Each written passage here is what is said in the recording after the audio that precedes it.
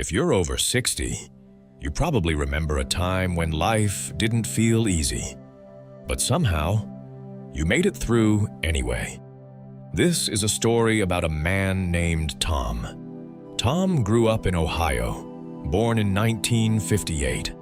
By the time the 1990s came around, he was 32 years old, married, 2 kids, a boy and a girl, a mortgage with 20 years left on it, and a drawer in the kitchen full of bills he sorted every Sunday night.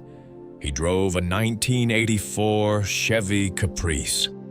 It wasn't shiny anymore. The paint had faded to a dull burgundy. The driver's seat had a tear down the middle that he covered with an old brown towel his wife had stopped using years before. But that car carried his whole world. Every morning at 5:30 a.m., before the sun came up, before his kids were awake, before his wife had made coffee, Tom would walk out into the dark and sit alone in that Caprice. Engine warming up, steam rising from a metal travel mug, radio playing low. He didn't check his phone. There was no phone to check. He just sat there, eyes forward, taking one long, quiet breath before the day took everything from him. The early 90s weren't kind to working men in Ohio. Factories were cutting hours. Interest rates had been brutal for years. The company Tom worked for had already laid off 11 men in his department. He was still standing, but he didn't know for how long. He didn't talk about any of that at dinner. He didn't bring it to the bedroom at night. Men back then carried their weight in silence, not because they were cold, because they didn't want their family to carry it with them. So instead, he carried it in that car, on the way to work, on the way home, in the driveway at 5:30 in the morning with steam rising from a coffee cup and the whole neighborhood still asleep. There was one week in January of 1993 that Tom never forgot. The heating bill came in, $40 more than expected. His daughter had a dentist appointment they hadn't budgeted for, and on a Tuesday morning, pulling out of the driveway, he felt it, a shudder, a hesitation. The transmission was slipping. He sat in that car for a moment before driving, hands on the wheel, engine idling rough. He didn't say anything out loud. He just closed his eyes, did the math in his head, the way men like him always did, quietly, quickly, alone. A new transmission was $600 he didn't have. A new car wasn't a conversation worth having. So that weekend, he borrowed a Chilton manual from a neighbor, spread a piece of cardboard across the icy driveway, and crawled under the Caprice in 28-degree weather. His hands went numb after the first hour. He came inside twice to warm them at the kitchen sink.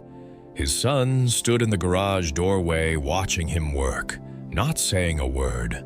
The way young boys watch their fathers when they're learning what a man is supposed to do. By Sunday evening, it wasn't perfect, but it ran. And sometimes, that's all you need. That Caprice went everywhere. It took his kids to Little League on Saturday mornings, cleats clunking against the bench seat, the smell of grass and sunscreen mixing with old upholstery. It took his wife to her mother's house every other Sunday.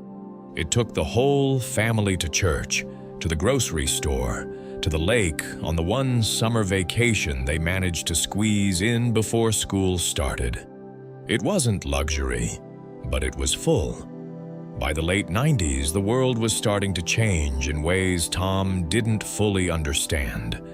The internet was becoming something people talked about. Cell phones were appearing in people's hands. Everything felt like it was speeding up.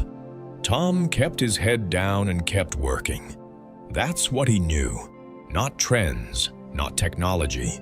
Work, responsibility, showing up. In the fall of 1998, he traded the Caprice in. He didn't want to, but the miles had stacked up, and the repairs had started costing more than the car was worth. The dealership gave him $400 for it. He drove the new car home, a used '95 Lumina, and parked it in the same driveway where the Caprice had lived for years. He stood there for a moment, looking at the empty space. His wife came to the door and called him in for dinner. He didn't move right away. He just stood there, feeling something he couldn't quite name. Tom is 66 now. His kids are grown. The mortgage is paid off. The drawer full of bills is mostly empty these days. But sometimes, usually on quiet mornings, he thinks about that Chevy. Not because it was special. It wasn't. It was just an old car with a torn seat and a heater that only worked on high. He thinks about it because of what it holds in his memory. The weight of those years. The silence of those early mornings. The cold driveway in January. The kids in the back seat with their baseball gloves. He thinks about who he was then. How tired he was. How worried he was. How much he carried without ever setting it down, and how he made it through anyway. That car didn't make him strong. He was already strong. It just gave him a place to be strong in private, before the world woke up and asked him to be strong for everyone else. If you're over 60, you might have a car like that somewhere in your memory. Not perfect, not new, but yours. And when you think about it now, you're probably not really remembering the car. You're remembering who you had to be. You're remembering how much you loved the people you were doing it all for. You're remembering a version of yourself that never gave up. That generation doesn't talk about itself much. It never did.